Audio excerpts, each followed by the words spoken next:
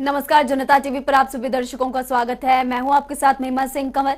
Himachal cabinet की अहम बैठक हुई। सीएम जयराम ठाकुर की अध्यक्षता में इस कैबिनेट की बैठक में कई महत्वपूर्ण फैसले लिए गए। ग्राफिक्स के जरिए देखिए। सीएम जयराम ठाकुर की अध्यक्षता में कैबिनेट की बैठक हुई और आपको बता दें कि 27 सितंबर से स्कूलों को खोलने पर सहमति इस कैबिनेट की बैठक में हो चुकी है। 10वीं 12वीं के छात्र सोमवार, मंगलवार, बुधवार को आएंगे। इसके अलावा 9वीं 11वीं के छात्र वीरवार, शुक्रवार, शनिवार को स्कूलों में आएंगे। 8वीं के छात्रों के लिए ऑनलाइन कक्षाएं, परीक्षाएं फिलहाल जारी रहेगी क्योंकि क्लासेस अभी जारी है, एग्जाम्स भी जारी। शैक्षणिक संस्थानों में 8000 रिक्त पदों को भरने को लेकर फैसला हुआ। आउटसोर्स पर रखे गए आईटी टीचर्स का मानदेय भी बढ़ाने का फैसला इस कैबिनेट की बैठक में हुआ। 1 अप्रैल 2021 से 500 रुपए प्रतिमाह बढ़ाने का फैसला हुआ। मनाली के चियाल गांव में आयुर्वेदिक स्वास्थ्य केंद्र खोलने को मंजूरी इस कैबिनेट की बैठक में मिली। नायब तहसीलदार के 20 रिक्त पदों को भरने की स्वीकृति इस कैबिनेट की बैठक में मिली है। हिमाचल गृहिणी सुविधा योजना का नाम बदला गया और नाम बदलकर मुख्यमंत्री गृहिणी सुविधा इसका नाम रखा गया है। इसके अलावा हिमकेयर का भी मुख्यमंत्री हिमाचल हेल्थ केयर योजना अब नाम रखा गया है। हिमाचल कैबिनेट की बैठक मुख्यमंत्री जयराम ठाकुर की अध्यक्षता में प्रदेश सचिवालय में हुई। कैबिनेट ने 27 सितंबर से 9वीं से लेकर 12वीं तक के स्कूलों को खोलने की इजाजत अब दे दी है। कैबिनेट में क्या कुछ फैसले लिए गए, इसकी जानकारी शिक्षा मंत्री गोविंद सिंह ठाकुर ने दी। क्रमवार तरीके से स्कूलों को खोलना प्रारंभ करना चाहिए और इसलिए उसमें ये निश्चित किया गया कि 10वीं और 12वीं के बच्चे स्कूल में सोमवार, मंगलवार और बुधवार के दिन बुलाए जाएंगे और उसके अतिरिक्त 9th और 11th के बच्चों को वीरवार, शुक्रवार और शनिवार को बुलाया जाएगा और 1ली से 8वीं तक के बच्चों की अभी आजकल ऑनलाइन क्लासेज भी चल रही हैं और ऑनलाइन उनके एग्जामिनेशन भी चल रहे हैं।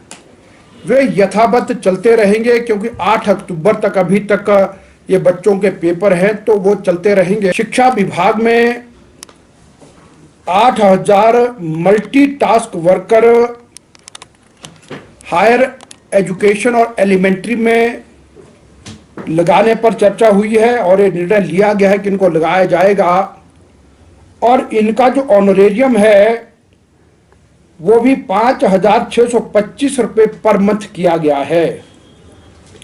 और एक बहुत बड़ी मांग बहुत लंबे समय से चलती आ रही है जिसमें हमारे जेबीटी अध्यापक और जो CNB के अध्यापक हैं इनकी ओर से आती थी कि एक तो जो ट्रांसफर जो इंटर डिस्ट्रिक्ट होना था उसमें जो परसेंटेज थी वो 3% थी, उसको बढ़ा करके 5% तक किया गया है। और साथ में अगर इंटर डिस्ट्रिक्ट कोई म्यूचुअल ट्रांसफर करवाना चाहता है तो म्यूचुअल ट्रांसफर हम उसकी यानी समय सीमा पूरी होने से पहले कर सकते हैं और यदि कोई 60% से अधिक विकलांग है तो उनके ऊपर भी यानी ये नियम नहीं लगेंगे, ट्रांसफर हो सकती है। हिमाचल प्रदेश की राजधानी शिमला में वाणिज्य और उद्योग, खाद्य और सार्वजनिक वितरण मंत्री पीयूष गोयल पहुंचे। मुख्यमंत्री जयराम ठाकुर, बीजेपी प्रदेश अध्यक्ष सुरेश कश्यप, मंत्री राजीव सहजल समेत बीजेपी कार्यकर्ताओं के साथ उन्होंने शिमला ग्रामीण मंडल द्वारा आयोजित वृक्षारोपण, टीकाकरण एवं स्वच्छता अभियान में भाग लिया। ये कार्यक्रम सेवा और समर्पण अभियान के अंतर्गत आयोजित किया गया।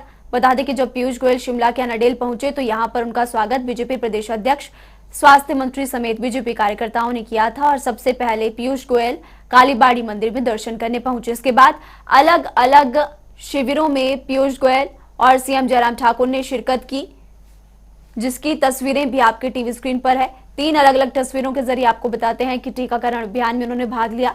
इसके अलावा पौधारोपण, वृक्षारोपण अभियान में भी शिरकत उनकी तरफ से की गई और रक्तदान शिविर में भी सीएम जयराम ठाकुर के साथ वो मौजूद रहे।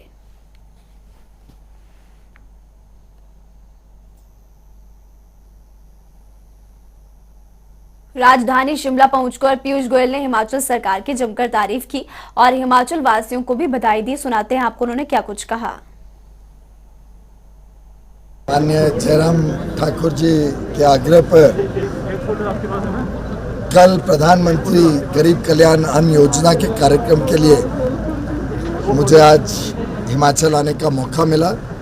सबसे पहले तो मैं सभी हिमाचल के लोगों को बधाई देना चाहूँगा। हिमाचल के 50 वर्ष पूरे होने जा रहे हैं और ऐसे शुभ अवसर पर जिस प्रकार से कोविड की लड़ाई में हिमाचल ने पूरे देश और विश्व के लिए एक मिसाल बनाई, 100% हर विलिंग एडल्ट को आप डोज दे चुके हैं। अभी जानकारी मिली कि लगभग 50% दूसरा डोज भी हो गया है और नवंबर अंत तक भारत का पहला प्रदेश बनेगा हिमाचल जिसने 100% टीकाकरण का काम कर लिया होगा सभी एडल्ट पॉपुलेशन। बधाई माननीय जयराम ठाकुर जी को, यहाँ के सभी स्वास्थ्य कर्मियों को। प्रधानमंत्री नरेंद्र मोदी जी के नेतृत्व में जिस प्रकार से देश ने कोविड की लड़ाई लड़ी है उसमें हिमाचल ने बेमिसाल बहुत बढ़िया काम किया है। तो हिमाचल में वैक्सीनेशन अभियान को लेकर पीयूष गोयल ने हिमाचल सरकार की जमकर तारीफ की। वहीं आपको बता दें इसके बाद सीएम जयराम ठाकुर भी मीडिया से मुखातिब हुए। सुनाते आपको उन्होंने क्या कुछ कहा। कार्यक्रम जो पूरे देश भर में मना रहे हैं उसमें अनेक कार्य सेवा के रूप में हिमाचल प्रदेश में भी और पूरे देश भर में भी लोग उन कार्यक्रमों का आयोजन कर रहे हैं। हमारे लिए सौभाग्य की बात है कि देश को ऐसा एक मजबूत नेतृत्व नरेंद्र भाई मोदी जी के रूप में मिला है और इस सदी की सबसे बड़ी संकट की घड़ी में जिस प्रकार से एक नेतृत्व जिस पर भरोसा किया जा सके, विश्वास किया जा सके, वो हमको आज नरेंद्र भाई मोदी जी के रूप में मिला है। हिमाचल प्रदेश बीजेपी अध्यक्ष सुरेश कश्यप कांग्रेस पार्टी पर जमकर बरसे। उन्होंने कहा कि प्रदेश में कांग्रेस का कुनबा पूरी तरह से बिखर चुका है। हर कोई कांग्रेस नेता प्रदेश में सीएम की दौड़ में है। कहा कि बीजेपी में एकजुटता है और साल 2022 में बीजेपी की ही सरकार बनेगी। देखिए, जहां तक मंत्रिमंडल में फेरबदल की बात है, ये विषय सरकार से संबंधित है और ये माननीय मुख्यमंत्री जी का प्रोरोगेटिव है। कौन से मंत्री कौन सा विभाग देखेगा, लेकिन इतना मैं अवश्य कहना चाहूँगा कि हमारी सरकार माननीय जयराम ठाकुर जी के नेतृत्व में बहुत अच्छे ढंग से परफॉर्म कर रही है और आने वाले समय में और बेहतर करेगी। हम विकास की बात करें या कोविड से लड़ने में जिस प्रकार से अहम भूमिका हमारी सरकार ने निभाई है, बहुत बढ़िया ढंग से प्रदेश की सरकार ने काम किया है। आने वाले समय में भी हम उपचुनाव की बात करें या 2022 के चुनाव की बात करें, भारतीय जनता पार्टी हर समय हर चुनौती के लिए तैयार भी है और उन चुनाव को हम जीतेंगे। आज कांग्रेस पार्टी के पास एक भी इस सरकार के खिलाफ कोई मुद्दा नहीं है। कांग्रेस पार्टी आज एक बिखरा हुआ कुनबा है जहां हर कोई मुख्यमंत्री की दौड़ में है और अलग अलग हिस्सों में कांग्रेस पार्टी आज बटी हुई है। कभी कोई कांगड़ा से बोलता है वो मुख्यमंत्री, कोई कांगड़ा से बनना चाहता है, कोई जो है मंडी से बनना चाहता है, कोई शिमला से बनना चाहता है और हर कोई मुख्यमंत्री बनना चाहता है। भारतीय जनता पार्टी एकजुटता के साथ पूरी मेहनत के साथ आगे बढ़ रही है और अब चाहे 4 उपचुनाव हैं उनकी बात करें या फिर 2022 का जो लक्ष्य लेकर चले कि फिर से भाजपा की सरकार हिमाचल प्रदेश में बने, उस दिशा में आगे बढ़ रहे हैं और निश्चित रूप से उसमें हम कामयाब हैं। जनता पार्टी चुनाव के लिए पूर्ण रूपेण तैयार है।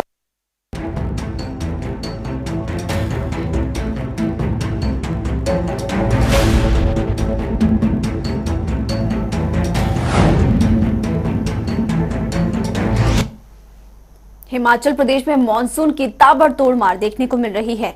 आपको बता दें कि प्रदेश की 123 सड़कें अभी भी बंद है। एक नेशनल हाईवे भी प्रभावित है। ग्राफिक्स के जरिए देखिए। हिमाचल में जमकर मेघ बरस रहे हैं। और इसी के कारण हिमाचल वासियों की मुश्किलें लगातार बढ़ती जा रही है। आपको बता दें कि हिमाचल प्रदेश में इस बार बारिश के कारण करोड़ों रुपयों का नुकसान हुआ है। कई लोगों की जान चली गई। मरने वालों का आंकड़ा 400 के पार। भूस्खलन से प्रदेश की 123 सड़कें बंद है। शिमला के रोहड़ू में 40 सड़कें बंद है। हमीरपुर में 9 और कांगड़ा की अगर बात करें तो यहां पर 6 सड़कें बंद है। हिमाचल में मानसून की आगे की स्थिति और क्या प्रभाव रहेगा? लेट होगी विदाई मानसून की। 25 सितंबर तक मौसम खराब। सोलन, शिमला, सिरमौर, मंडी और चंबा के लिए अलर्ट। 123 सड़कें बंद, 422 पहुंचा मृतकों का आंकड़ा। भूस्खलन और नदियों का जलस्तर बढ़ने की भी संभावना है।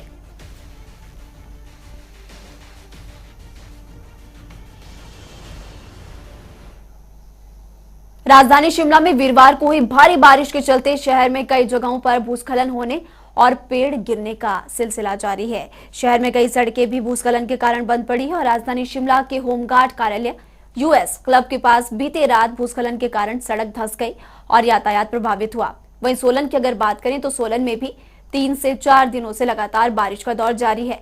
सोलन में वीरवार देर रात बाकना घाट सुबाथू मार्ग पर भूस्खलन हुआ। इस कारण यातायात कई देर तक भी प्रभावित रहा।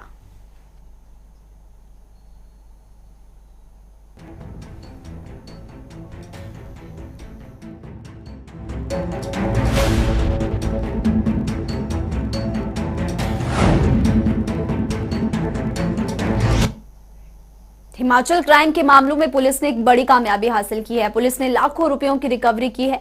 बता दें कि पुलिस ने national cyber crime reporting portal भी लॉन्च किया है, बनाया है, जिसके जरिए अब तक के सारे क्राइम रिकॉर्ड्स इसमें दिए जाएंगे।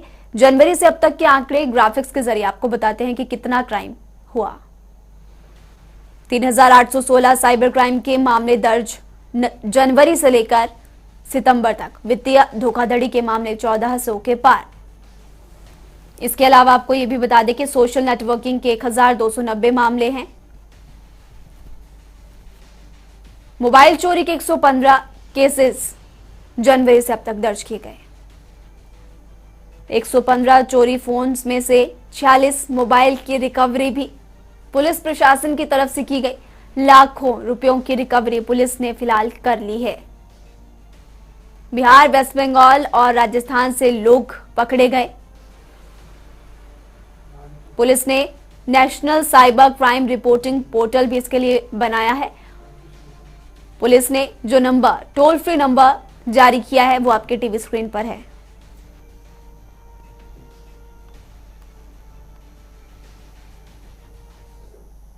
देश में कोरोना महामारी की तीसरी लहर के बीच सीजनल एलर्जी और इन्फेक्शन समेत अब कई खतरनाक बीमारियां भी सामने आ रही है। हिमाचल प्रदेश के कई जिलों में स्क्रब टाइफस बीमारी का कहर जारी है। ग्राफिक्स के जरिए आपको आंकड़े बताते हैं। आईजीएमसी में स्क्रब टाइफस से 2 महिलाओं की मौत।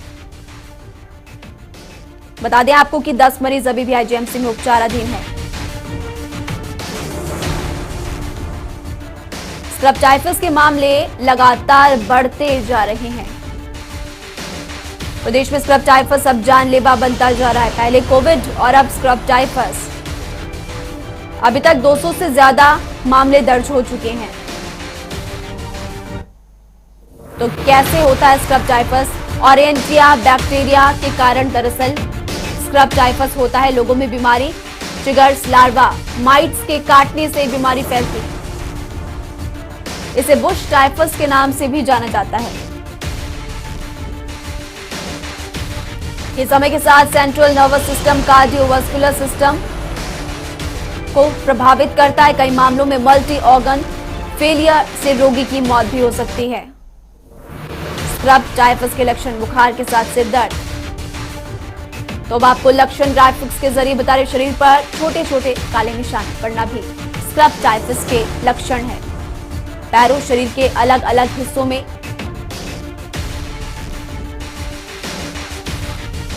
100 से 104 फ़ारेनहाइट तक बुखार आना भी स्क्रब टाइफस का लक्षण।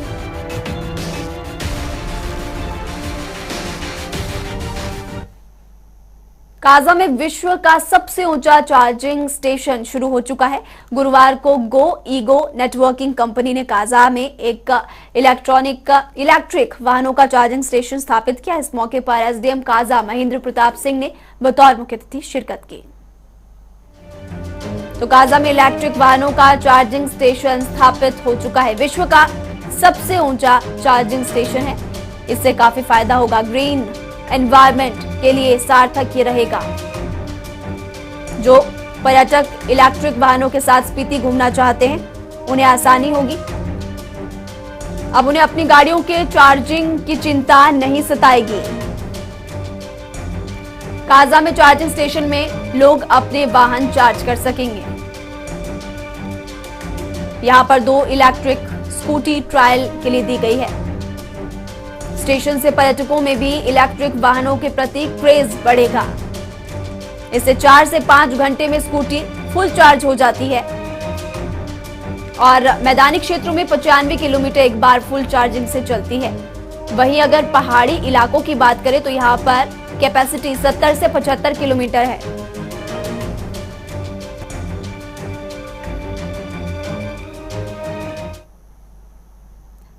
अक्टूबर महीने में जिला कुल्लू के मुख्यालय ढालपुर में बनाए जाने वाले अंतरराष्ट्रीय दशहरा उत्सव के आयोजन पर अभी भी संशय की स्थिति बनी हुई है। हालांकि जिला प्रशासन ने देवी देवताओं के आगमन पर कोई रोक नहीं लगाई है, लेकिन इस दशहरे का क्या स्वरूप रहेगा इस बारे में अभी तक कोई फैसला नहीं किया गया। कुल्लू सदर के विधायक सुंदर ठाकुर ने भी मांग रखी है कि मंडी शिवरात्रि की तर्ज पर कुल्लू दशहरा उत्सव में भी सभी प्रकार की व्यापारिक गतिविधियों को आयोजित किया जाना चाहिए।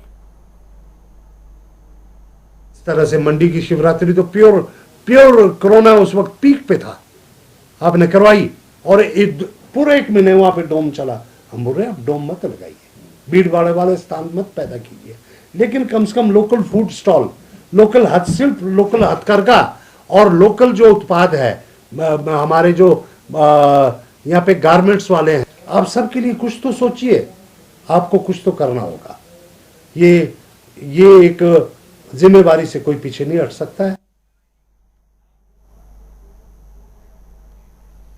किन्नौर के मुख्यालय रिकांगपिओ चौक पर शुक्रवार को स्वर्गीय ठाकुर सेन स्मारक समिति की ओर से प्रदेश वन निगम उपाध्यक्ष की उपस्थिति में स्वर्गीय ठाकुर सेन नेगी के प्रतिमा का पूजा पाठ और पुष्पार्पित कर नवीनीकरण किया गया। आपको बता दें, गौरतलब है कि स्वर्गीय ठाकुर सेन नेगी हिमाचल प्रदेश विधानसभा के मुख्य सचिव के साथ साथ 1967 से लेकर 1984 तक लगातार किन्नौर के विधायक रहे। उसके उपरांत फिर से 1990 से लेकर 93 तक किन्नौर के विधायक भी रह चुके। वहीं आपको बता दें कि सेन नेगी 10 सालों तक हिमाचल प्रदेश विधानसभा अध्यक्ष के पद पर भी रहे थे। उनका जनजातीय क्षेत्र के लिए विशेष योगदान रहा।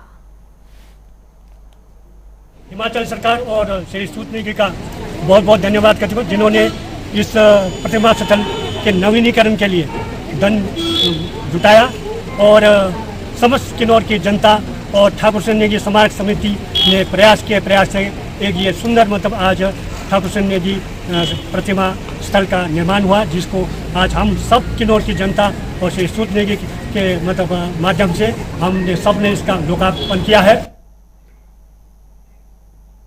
पर्यटन को बढ़ावा देने के लिए हिमाचल प्रदेश टूरिज्म विभाग के सहयोग से जिला प्रशासन ने 4 अक्टूबर से हिमाचल जिला के नादौन में राष्ट्रीय स्तरीय रिवर राफ्टिंग प्रतियोगिता का आयोजन किया जाएगा। रिवर राफ्टिंग प्रतियोगिता के लिए तैयारियां पूरी कर ली गई है और प्रतियोगिता ब्यास नदी में नादौन के पतन से देहरा तक आयोजित की जाएगी। बहुत खुशी का विषय है कि 4 से 8 अक्टूबर के बीच में हिमाचल प्रदेश के टूरिज्म विभाग, जिला परिषद और टूरिज्म विभाग, जिला प्रशासन और जो हमारी रिवर राफ्टिंग की एसोसिएशन है कंट्री वाइड, उनके सहभागिता से जो है ये चैंपियनशिप ऑर्गेनाइज की जाएगी। इसमें लगभग 25 से ज़्यादा टीम्स जो हैं वो हम आशा कर रहे हैं कि हमारे साथ इस चैंपियनशिप में जुड़ेंगी। और नादौन का पत्तन बैंक जो है, रिवर ब्यास का बैंक है, वहाँ से शुरू करके देहरा तक जो है इसका एक रूट जो अभी हाल ही में हमने काफ़ी प्रयासों के बाद नोटिफाई किया है वो रहेगा। हिमाचल में बारिश की वजह से मुसीबतें टलने का नाम नहीं ले रही। ताजा मामला लाना चेता पंचायत का है, जहां पर पिछली रात हुई भारी बारिश के चलते मलबा स्कूल के अंदर घुस गया। स्कूल के पीछे की दीवार भी ढहने से स्कूल को भारी नुकसान पहुंचा। सड़कों पर हुए जलभराव की वजह से गाड़ी भी पानी में बह गई।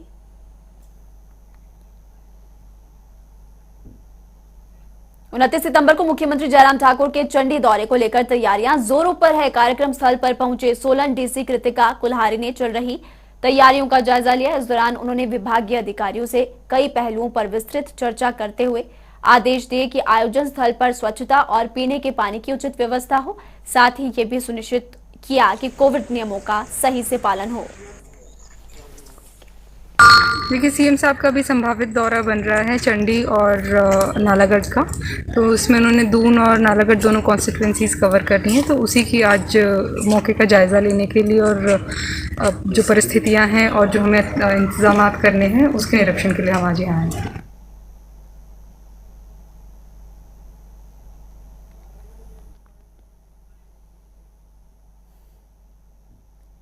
तो अब हिमाचल की बाकी खबरों का रुख फटाफट अंदाज में करते हैं। सोलन में राष्ट्रीय पोषण माह कार्यक्रम का आयोजन प्रदेश खाद्य बोर्ड के उपाध्यक्ष पुरुषोत्तम गुलेरिया ने की कार्यक्रम की अध्यक्षता। कुल्लू में बस अड्डा पार्किंग फीस की बढ़ोतरी पर बस ऑपरेटर यूनियन ने जताया विरोध। निजी बस ऑपरेटर संघ ने की बैठक। हिमाचल में स्वास्थ्य सेवाओं को लेकर कांग्रेस का सरकार पर तंज। हिमाचल कांग्रेस सोशल मीडिया अध्यक्ष का बयान। देवभूमि हिमाचल बना रेफर प्रदेश, जनता दूसरे राज्यों में इलाज करवाने को मजबूर। राजगढ़ के कोटी गांव में पिकअप दुर्घटनाग्रस्त, हादसे में 3 घायल लोगों को भेजा सिविल अस्पताल। कुल्लू में न्यूनतम वेतन की मांग को लेकर मिड डे मील वर्करों ने शुरू किया प्रदर्शन। वर्करों ने खुद को सरकारी कर्मचारी घोषित करने की रखी मांग। बद्दी और नालागढ़ में आंगनबाड़ी कार्यकर्ताओं ने मांगों को लेकर किया प्रदर्शन। आंगनबाड़ी कार्यकर्ताओं ने सरकार के खिलाफ जमकर की नारेबाजी। राजगढ़ में हुई मूसलाधार बारिश, लगातार हो रही बारिश ने बढ़ाई लोगों की मुश्किलें। भूस्खलन से यातायात ठप। आंगनबाड़ी कार्यकर्ताओं ने पांवटा साहिब में निकाली रोष रैली। प्रदेश सरकार के खिलाफ जमकर की नारेबाजी, मांगी पूरी न होने पर दी उग्र आंदोलन की चेतावनी। 2 घंटों के बाद बहाल हुआ नैना देवी आनंदपुर साहिब मुख्य मार्ग। लोक निर्माण विभाग ने कड़ी मशक्कत के बाद बहाल की सड़क। 3 दिनों से तेज बरसात के कारण हुआ था भूस्खलन। ऊना में नकली सोने को असली सोना बताकर बेचने वाली गैंग को पुलिस ने पकड़ा। जानकारी के मुताबिक आरोपियों से 2 किलो सोना बरामद। कंडाघाट के देहू गांव में 3 दिन पहले महिला के घर पर गिरा ट्रक। मदद के लिए अभी तक नहीं पहुंचा प्रशासन। डर के साए में जीने को मजबूर पीड़ित परिवार।